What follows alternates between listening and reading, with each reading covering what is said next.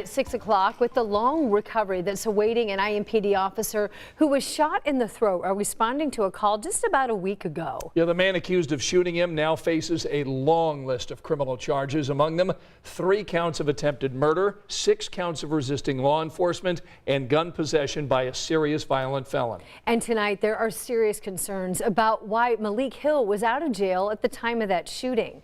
Tonight's update on the suspect's charges ended in an outburst against the county's prosecutor amid an ongoing fight over a bail bond reform. Tonight, our Rich Nye shares the criticism from Indy's police union leader.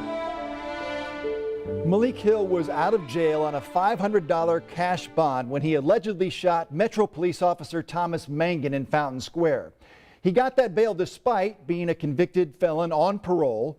Why is a question we're trying to get answers to, and that the Indy FOP president is demanding. Will you answer our questions, Prosecutor Mears? At the end of a news conference about the charges against Malik Hill, Indy Fraternal Order of Police President Rick Snyder shouted as the prosecutor had already left the room. How are there gaps in the system? How was there a warrant for parole and nobody caught it and this suspect was released?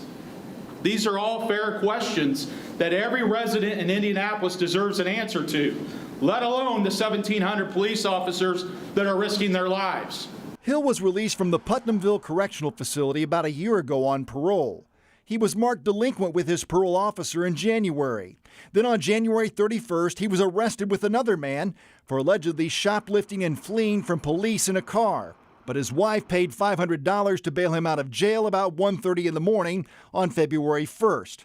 The prosecutor did not get the case until later that day. By the time we filed the case, that particular individual was released, and the only thing that we can do at that particular point in time is request a warrant, and there was a parole warrant active at the time that this incident occurred. Hill remained free on bond for almost a month before police say he shot Officer Thomas Mangan February 27th in Fountain Square. We're trying to track down the judge who granted the bail to learn what information he had to make the decision. We don't set bonds, and we're not a part of that process in terms of what does that initial bond determination look like. This officer is fighting for his recovery, and there's questions of whether or not this could have been prevented. All we want is answers. So Malik Hill was delinquent on meeting with his parole officer.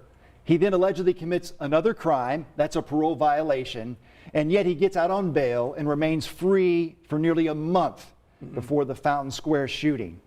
You can understand why there's frustration, right? Absolutely. Who's responsible for this gap in the system? Right. That's a question we're still trying to get answers for, and then we'll keep digging. Keep asking those questions, Rich. Yeah, Thanks. and how is the officer doing tonight? We're told there was no new update on his condition. We know he's had at least a couple of surgeries, but we're told his faith is keeping him strong. Yeah, so certainly continued prayers for his recovery. Thanks, Rich.